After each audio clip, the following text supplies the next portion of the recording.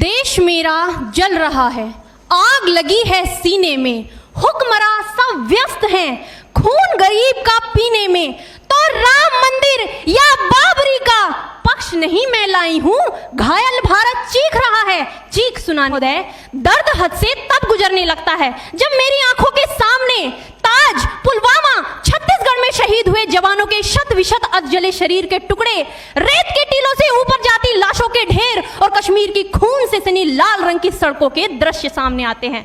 उस पर मेरे प्रतिपक्षी महोदय का कहना यह कि मानवाधिकारों की अनुपालना करते हुए देश से उग्रवाद और आतंकवाद को समाप्त किया जा सकता है। महोदय, अब तो हमारा तिरंगा झंडा भी हमसे ये पूछने लगा है कि क्या बात है भारत, आजकल फहराने से ज्यादा मैं कफन में दफनाने के क्यों काम आ रहा हूं।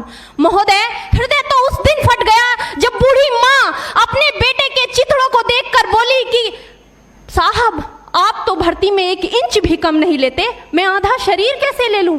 महोदय, विधवा की वेदना चीख चीख कर ये कहती है कि प्यार भी भरपूर गया, मांग का सिंदूर गया, नन्हे नौनिहालों की लंगोटियां चली गई, छोटी छोटी बेटियों की चोटियां चली गई और आपके लिए तो एक आदमी मरा है साहब, मेरे घर की तो रोटियां ही चली गई। क्या है, क्योंकि महोदय फूल को श्रृंगार दो ये मुमकिन नहीं और एक वीर को झनकार दो ये मुमकिन नहीं, जो हाथ बांधे सेना के ऐसे मानवाधिकार का पालन संभव नहीं। महोदय, आज सत्यनिष्ठा के मार्ग पर चलते हुए भी हमारे देश का जवान इन आतंकवादियों, इन पत्थरबाजों से डरता है, क्योंकि वो जानता है कि उसकी राइफल से निकलने वाली गोली अगर टारगेट को हिट नहीं भी करेगी तो भी 400 मीटर तक जाएगी और यदि इस बीच वो किसी निर्दोष को लग गई तो महोदय हमें अपनी नौकरी से हाथ तक धोना पड़ सकता है। और महोदय, अपनी नौकरी को बचाने की खातिर एक जवान आज ये सोचता है कि चाहे सांप मरे या ना मरे परंतु लाठी नहीं टूटनी चाहिए, क्योंकि आज हमारे देश के हालात कुछ ऐसे हो गए हैं कि चिरागों को हवाओं में उछाला जा रहा है, हवाओं पर भी रोब डाला जा रहा है। अरे हम ही तो बुनियाद है आंतरिक सुरक्षा की और आज हमें ही नौकरी से निकाला जा रहा है। तो क्या कहा था उस देशद्रोही ने कि तुम एक अफजल को मारोगे हर घर से अफजल निकलेगा। तो मैं भारत की बेटी अपनी भारतीय सेना की तरफ से आज ये ऐलान करती हूँ कि उस घर में घुसकर मारेंगे जिस घर से अफजल निकलेगा, वो कोख नहीं पलने देंगे जिस कोख से अफजल निकलेगा। उठो देश के वीर जवानों, तुम सिंह बनकर दहाड़ दो और एक तिरंगा झंडा उस कन्हैया के सीने में गाड़ दो। महोदय, अंत में अपनी वाणी को विराम की ओर ले जाते हुए मैं सिर्फ इतना ही कहना चाहूंगी कि नाम की दुहाइयां देने वालों, सीमा पर लड़ा नहीं जाता चरखों से शोलों के आगे, रामायण पढ़ी नहीं जाती सीमा पर गोलों के आगे। धरती के घोर कुहासे को एक सूरज ही हर सकता है, क्योंकि एटम बम से रक्षा केवल एटम बम ही कर सकता है। जय हिंद, जय भारत।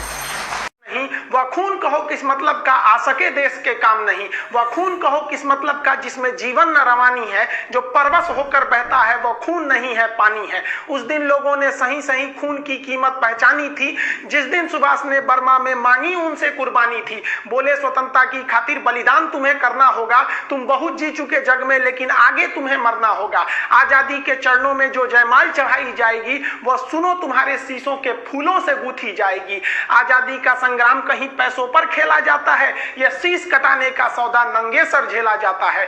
अजानू बाहू ऊंची करके वे बोले रक्त तुम मुझे देना, बदले में भारत की आजादी तुम मुझसे लेना। हो गई सभा में उथल पुथल, सीने में दिल न समाते थे, स्वर इंकलाब के नारे कोसों तक छाए जाते थे। हम देंगे देंगे रक्त बस यही शब्द सुनाई देते थे, रण में जाने को युवक खड़े तैयार दिखाई देते थे।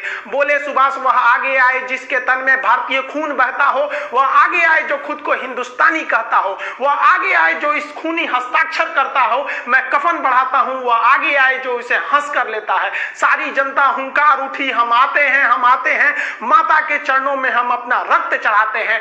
उस दिन देखा साहस से भरे युवक बढ़ते ही जाते थे, चाकू छुरी कटारों से वे अपना रक्त बहाते थे, फिर उस रक्त की स्याही में वे अपनी कलम डुबाते थे और आजादी के परवाने पर हस्ताक्षर करते जाते थे। उस दिन तारों ने देखा हिंदुस्तानी विश्वास नया, जब लिखा भारत के महावीरों ने खून से इतिहास नया। आप सभी देशवासियों को स्वतंत्रता दिवस की हार्दिक शुभकामनाएं।